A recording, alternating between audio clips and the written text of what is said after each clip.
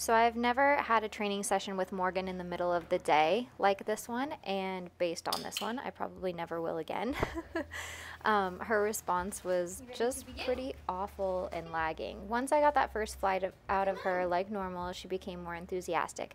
But again, I'm training around Patty, and there's a huge difference in the overall feel of my sessions when other people are around. When it's just me and Morgan, I feel like we accomplish a ton. When other people are around, I just feel like it's really sluggish. Come on. Come on. You can do it. Almost brought Tusa out.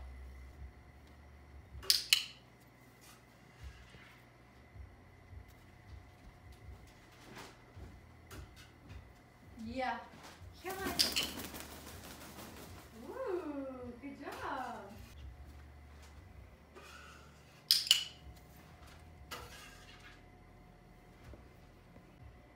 Yeah, this is different. You come? Now this skill may not seem all that difficult, but it is actually hard. So I'm out of sight for Morgan here. I'm peeking around the corner trying to encourage her to come. But the flight itself is pretty difficult because she is close to the corner. So she has to fly forward and out and then make that turn. And she's just not motivated enough to do it today. Okay. I'm gonna go find a bird who wants to work.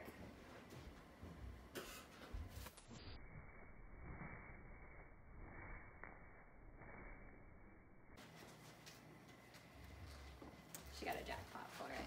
She made it all the way to the doorway. You can go on this side and really get her using that foot.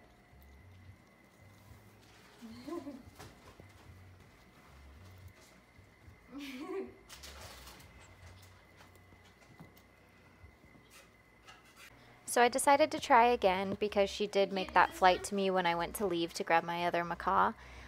So I decided to give her another chance, and she seemed more interested, but just not quite there enough. So I end up grabbing one of my other macaws. This time, instead of using JINX, my blue throat, I went and got my camelot macaw, Tusa. You wanna try? Come on. Come on. Come on. Okay, I'm gonna make her run for it so I can go get Tusa, because she only wants to fly that way. Okay, ready? You gonna come over here? Now you're gonna ignore me. Yep. So unlike with my blue-throated macaw, JINX, where Morgan didn't seem to mind and she caught on really quickly and basically copied him, Morgan got immediately possessive. You can tell by all the feathers that raise up when she's close to Tusa. Her head and back feathers are going up. It means that she is not happy with his presence. And so she's flying more out of a negative jealousy than a positive one, like was displayed with my blue-throated macaw, JINX. She didn't have any of this utter fluffiness with JINX. So it tells me she has a serious issue with Tusa, and I decided to try to see if I could use it, but overall I felt like the session when I used jealousy with JINX was a really healthy competition, and I felt like this was a bit more negative competition, so it does not last as long, but it does yield the same results. But you just have to be really careful with this, and I felt like I needed to keep it shorter because Tusa is way better at the game, and it was really irritating Morgan. Are you ready? Yeah. Morgan! Tusa! Good boy.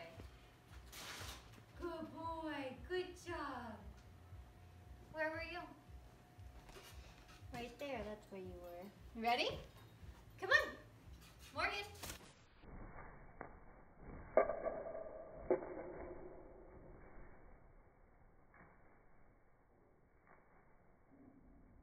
Good girl. Morgan. Oh. Morgan's like, hey, that's my name. Ready? Morgan. Come on, Morgan. Good girl. Yeah. Good job. Good girl. Good girl. Yeah.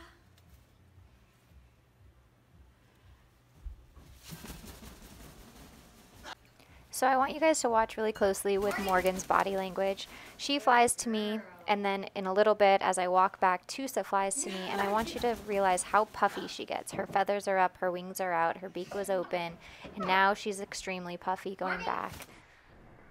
Just all those signs, and she's catching on, and it's motivating her and encouraging her to fly first, because Tusa tends to fly without being called.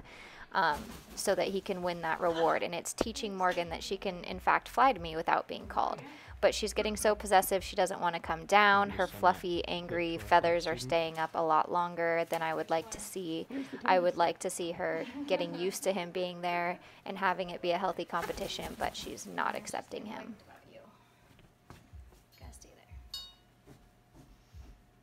So Tusa is clearly displaying a begging phase. A begging phase is when the bird offers a behavior that it knows earns a treat, and it offers it over and over and over without being asked in order to earn that treat. And that's when you would implement a cue. And Tusa, his flights are on cue for his name, but here I'm rewarding him without calling him because I want him to teach Morgan to do that. I want her to get into the begging phase where she just constantly flies to me without me asking, so that I can then implement her name as the cue. Come on.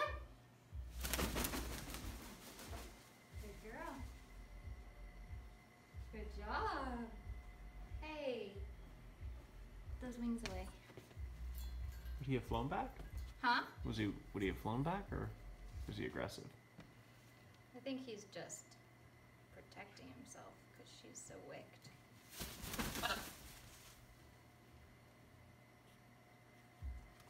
Yeah. That's what happens if you don't go off in time. Okay, you guys are a little bit too much together. All right, so the rivalry between Tusa and Morgan is just becoming too much and too negative for my liking. So it's just getting way too competitive in not a healthy way, in my view. So I asked my husband to put Tusa away so that Morgan doesn't get upset with me.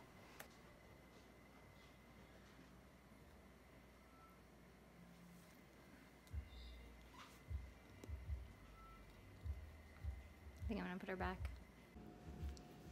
All right, so tonight's session is not gonna have anybody else.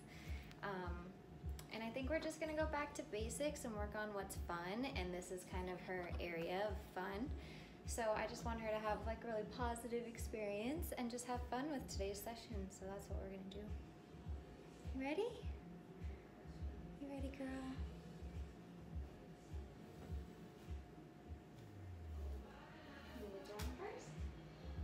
Good job. Good job, girl. Get my clicker.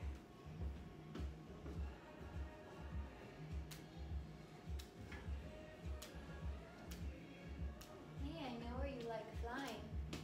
You like flying in here. So let's do that. Let's do that. Easy, right? Good girl. Good job.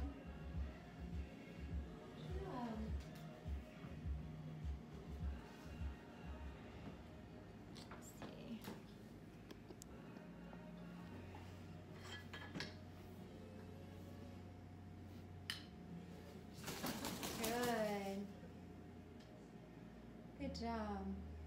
Whoa, she's a little freaked out right now because Dave is flying a drone and she can hear it. So I'm gonna go ask him to stop. Is that better? Is that better? This?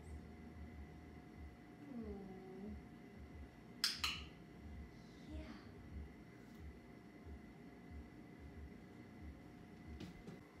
So I'm gonna show you guys a close-up of what this is.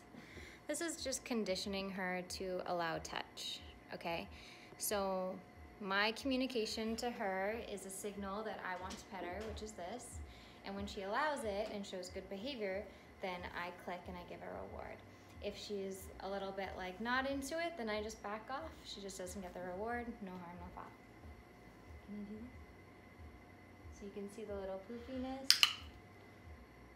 She gets really excited, looks for the treat.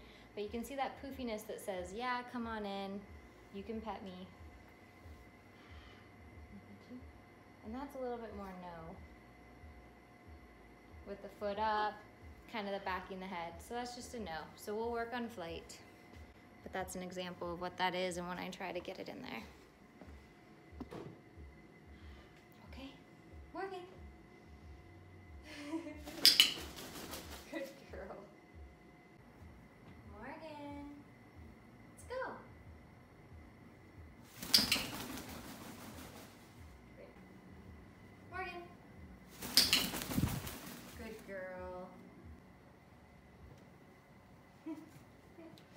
Favorite spot. Morgan.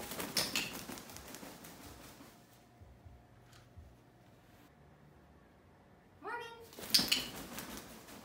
Good girl.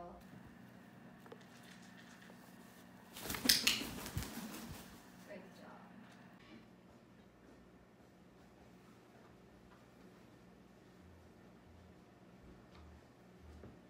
Can't decide. Morgan. Good girl.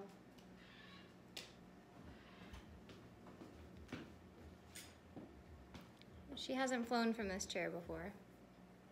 See if she'll do it. Morgan!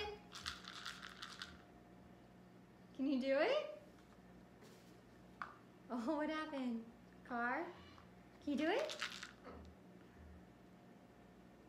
Come on. Morgan. Come on. Good girl.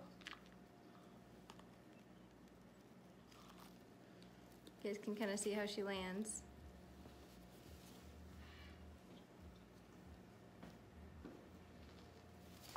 Good job. Good job. That was awesome. That was new.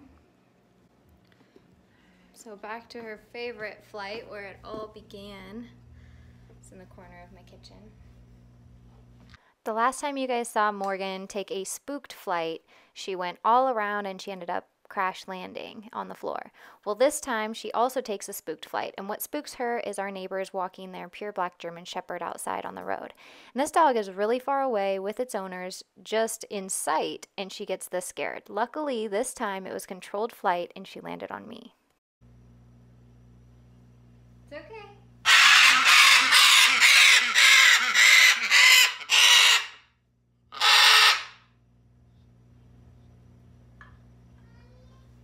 Yeah? Yep, hold on. Okay, so no click, no reward. You did it. You're okay. That was a dog. There was a big black German Shepherd that walked with its owners outside. She was obviously really scared. And my parents have a big black German Shepherd as well, and he was here yesterday, so I didn't do any sort of training with Morgan because I thought it would be too much. She already looks at my cat a little sideways, so I thought it would be really scary for her. It's okay. You don't need to go up there. I'm here. You don't need to go up there. You're totally capable of getting away, and look at that controlled flight you did. That was really good. No crashing, anything. Yeah? Okay, we're gonna calm down, and then we're gonna get some rewards for calming down. Nope, you're a little high strung. It's okay. Let's go sit you down.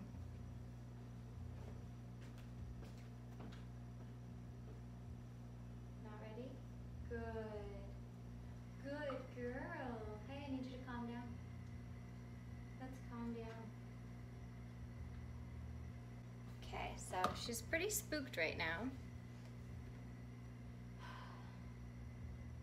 And she's really focused on the window, so I think that I am going to close those blinds. Just because eventually she will need to be okay with that kind of stuff, but it doesn't need to be right now. So as you can see, she can fly pretty well, but if I were to just take her outside at this point, everything outside would scare her, like those things, which is not okay. It leads to flights that are usually out of control, which we don't want. So luckily she got spooked, and that time she landed really well on me. And she's just a little bit nervous. So we're gonna go close those blinds. Make it a little bit less stressful on this girl. Yeah, we're just not quite ready for that yet. So to my knowledge, Morgan has never been kept outside before, which is definitely my plan this spring and summer to have her outdoors in the aviaries with our birds. And that will really help desensitize her to everything that is outside that can spook a bird. She will just get used to those things so that when we do eventually take her outside to fly, she'll be more accustomed to those and be less likely to get spooked by the everyday things. You know, that dog was on a leash, so I would ideally like her to not be spooked to that extent when she sees other dogs on leashes around our area. I don't want her to associate dogs with comfort or safety by any means either, but I really don't want her taking off, although if she does, I want her to do just what she did where she comes to me for safety, and hopefully that will be transferred over to Patty as well. So this was the end of our session. I decided to just kind of let Morgan hang out and get some comfort from just being with me. I got some of her pin feathers for her, and yeah, we just kind of spent time together, and it was really cool because I eventually decided to just go watch a movie with her on the couch, and she was being really good, and Patty actually came into the house, and Morgan showed really good body language towards Patty. She got all poofed up like she wanted her to pet her, and so Patty came over and asked her to step up on her. And Morgan did so very willingly and excitedly, and Patty took her in for a little target training session in her enclosure and then gave her dinner. And it's been going really well off the scenes with Patty in the background. So she's been working on target training, weighing Morgan every morning. She gives her larger rewards than I do and does much shorter sessions just to build up that relationship. And it's actually going so well that I think soon we might be able to see if Morgan might be willing to fly to her and transfer the training over earlier than we ever thought.